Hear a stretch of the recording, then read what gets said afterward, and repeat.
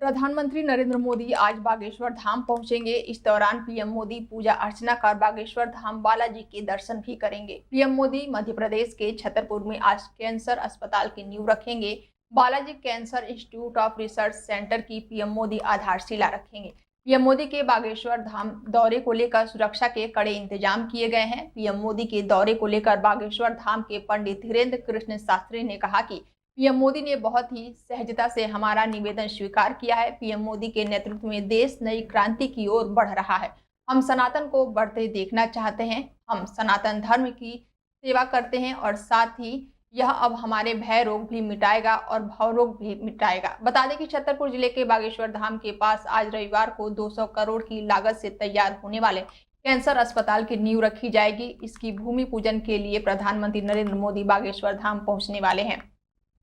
प्रधानमंत्री नरेंद्र मोदी 23 फरवरी को दोपहर 12:30 बजे खजुराहो एयरपोर्ट पहुंचेंगे, जहां से लगभग 1 बजे हेलीकॉप्टर से बागेश्वर धाम पहुंचेंगे और इसके बाद से प्रधानमंत्री बागेश्वर धाम में कैंसर हॉस्पिटल की विधिवत पूजा और शिलान्यास करेंगे। वो करीब 1 घंटे बागेश्वर धाम में रहेंगे, जिसके बाद से दोपहर 2:10 पर खजुराहो एयरपोर्ट पहुंचकर भोपाल के लिए रवाना होंगे। बुंदेलखंड के कैंसर मरीजों के लिए ये एक बड़ी सौगात मानी जा रही है। 200 करोड़ रुपए की लागत से एक अत्याधुनिक कैंसर अस्पताल का निर्माण किया जाएगा। यह अस्पताल 25 एकड़ के विशाल क्षेत्र में स्थापित होगा और इसमें शुरुआती 100 बेड की व्यवस्था की गई है और इस अस्पताल का निर्माण 4 चरणों में किया जाएगा, जिसके लिए चरणबद्ध तरीके से विकास किया जा रहा है।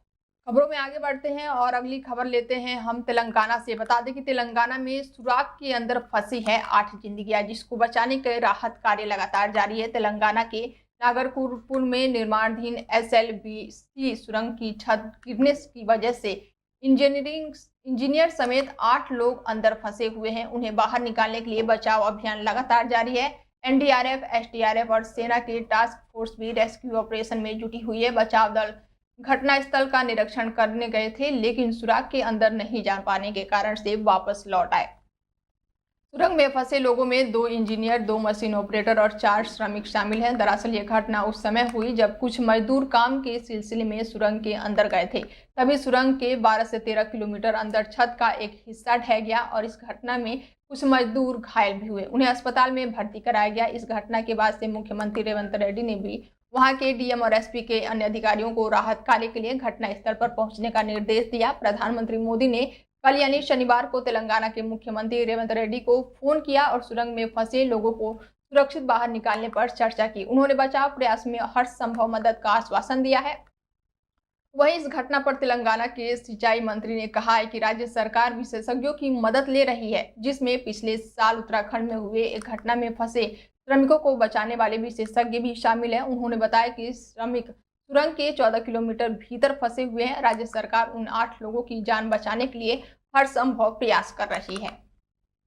कांग्रेस के नेता शशि थरूर इन दिनों राजनीतिक हलचल बढ़ा दिए हैं। इसी बीच शशि थरूर ने सोशल मीडिया प्लेटफॉर्म X पर एक पोस्ट शेयर किया है, जिसमें उन्होंने लिखा है कि जहां अज्ञानता आनंद है, वहां बुद्धिमान होना मूर्खता है। उनके इस पोस्ट को कांग्रेस नेतृत्व में बढ़ती दूरी के संकेत के रूप में देखा जा रहा है। प्रधानमंत्री मोदी की अमेरिका यात्रा को लेकर शशि थरूर ने पॉजिटिव प्रतिक्रिया दी थी, जिसके बाद से कांग्रेस नेताओं ने उन पर सवाल उठाए। थरूर ने स्पष्ट किया है कि उन्होंने ये बयान देश हित में दिया था, किसी राजनीतिक फायदे के लिए नहीं दिया था। उन्होंने कहा कि मोदी का अमेरिका राष्ट्रपति ट्रंप से मुलाकात करने वाले दुनिया के चौथे नेता बनना भारत की वैश्विक स्थिति को दर्शाता है। इसके अलावा उन्होंने एक लेख में केरल में स्टार्टअप क्षेत्र में हुई प्रगति को भी सराहा है। इसके साथ ही उन्होंने इस बयान का स्वागत करते हुए इस मुख्यमंत्री पिनराई विजयन की नीति को मान्यता करार दिया है। इस विवाद के बाद से शशि थरूर ने अपने फेसबुक अकाउंट से एक पोस्ट हटाई है, जिसमें केरल कांग्रेस कमेटी की ओर से CPIM नेताओं को राक्षस बताया गया था और इसके बाद से उन्होंने कांग्रेस के युवा कार्यकर्ताओं की हत्या की तस्वीरें शेयर की थी। लेकिन बिना किसी राजनीतिक टिप्पणी के ही इस पूरे घटनाक्रम के चलते कांग्रेस और शशि थरूर के बीच संबंधों में तनाव और बढ़ता हुआ नजर आ रहा है। प्रयागराज महाकुंभ में 26 फरवरी यानी कि महाशिवरात्रि के दिन आखिरी स्नान है और ऐसे में श्रद्धालुओं के बीच संगम में पुण्य की डुबकी लगाने की होड़ मची हुई है, जिसके चलते यहां बड़ी संख्या में भीड़ उमड़ रही है। 23 फरवरी को मेला खत्म होने से पहले ही आखिरी वीकेंड है और ऐसे में रविवार को भी बड़ी संख्या में श्रद्धालु पुण्य की डुबकी लगाने पहुंच रहे हैं। हालांकि इस दौरान उन्हें जाम का सामना करना पड़ रहा है। प्रयागराज महाकुंभ में लोग अपने पर्सनल वाहन से भी पहुंच रहे हैं, जिसके चलते यहां करीब 25 किलोमीटर का लंबा जाम लग गया है और ऐसे में वाहन सड़क पर रेंगते हुए नजर आ रहे हैं। जाम के चलते सबसे ज्यादा बुजुर्ग, बच्चे और महिलाओं को परेशानियों का सामना करना पड़ रहा है। प्रयागराज महाकुंभ में स्नान करने वाले श्रद्धालुओं का आंकड़ा 60 करोड़ के पार पहुंच गया है। बता दें कि महाकुंभ में लगातार उमड़ रही श्रद्धालुओं की भीड़ को लेकर मुख्यमंत्री योगी आदित्यनाथ ने कहा है कि अनुकूल वातावरण का ही परिणाम है कि महाकुंभ 2025 प्रयागराज में अब तक 60 करोड़ से अधिक श्रद्धालु आस्था की डुबकी लगा चुके हैं।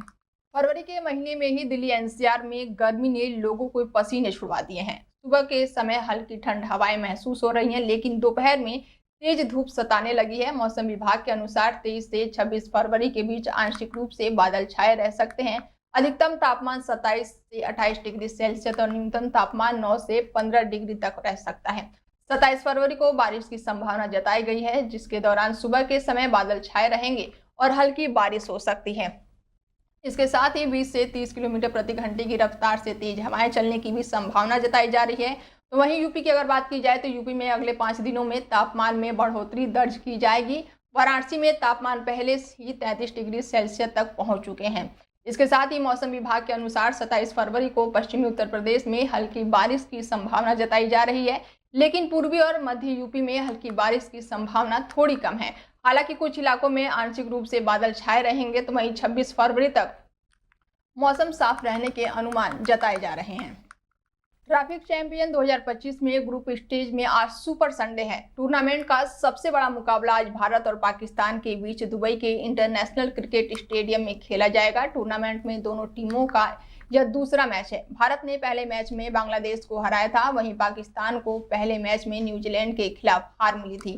आज अगर पाकिस्तान हारा तो नॉकआउट स्टेज पे लगभग बाहर हो जाएगा। और 2017 में पिछली चैंपियन ट्रॉफी में भारत और पाकिस्तान की टीमें 2 बार भिड़ी थी। ग्रुप स्टेज में भारत को जीत मिली थी, वहीं फाइनल में पाकिस्तान ने हिसाब बराबर करते हुए भारत को 180 रनों से हरा दिया था। बेशक यह मैच दुबई में खेला जा रहा है, पर पाकिस्तान के लोगों को इसका मुकाबले का बेसब्री से इंतजार है। पाकिस्तान में टीम इंडिया के फैंस भी हैं, वह चाहते हैं कि टीम इंडिया इस मुकाबले को जीते। चैंपियन ट्रॉफी में पाकिस्तान आगे। टीम इंडिया और पाकिस्तान के बीच अब तक 135 वनडे खेला गया है। पाकिस्तान ने 73 मैचें जीती हैं, जबकि टीम इंडिया ने 57 मैचों में जीत दर्ज की है। 5 मैचों में कोई भी परिणाम नहीं निकला। चैंपियन ट्रॉफी में दोनों टीम 5 बार आमने सामने हुई है। इसमें पाक टीम को 3 और भारत को 2 बार जीत मिली है। इसमें पिछले फाइनल भी शामिल है, जिसमें पाकिस्तान को जीत मिली थी। दुबई के वेदर की अगर बात की जाए तो भारत और पाकिस्तान के मुकाबले के दिन दुबई में अधिकतम धूप खिली रहेगी और मौसम बहुत ही गर्म रहेगा। तापमान 22 से 32 डिग्री सेल्सियस है और साथ ही वही उम्मीद जताई जा रही है कि मौसम हालांकि साथ देगा। हवा 15 किलोमीटर प्रति घंटे की रफ्तार से चलेगी। बता दें कि आईसीसी के वनडे टूर्नामेंट में रोहित शर्मा के बाद विराट कोहली पाकिस्तान के खिलाफ सबसे ज्यादा रन बनाने वाले दूसरे भारतीय बल्लेबाज हैं। विराट कोहली के नाम अभी 333 रन दर्ज है। विराट कोहली चौथी बार आईसीसी चैंपियन ट्रॉफी खेल रहे हैं और 2019 में उन्होंने पहली बार इस आईसीसी इवेंट में कदम रखा था और इसके बाद से 2013, 2017 और अब 2025 की चैंपियन ट्रॉफी में भी कोहली नजर आएंगे। और इस दिग्गज बल्लेबाज ने अब तक इस टूर्नामेंट में कुल 13 मैच खेले हैं।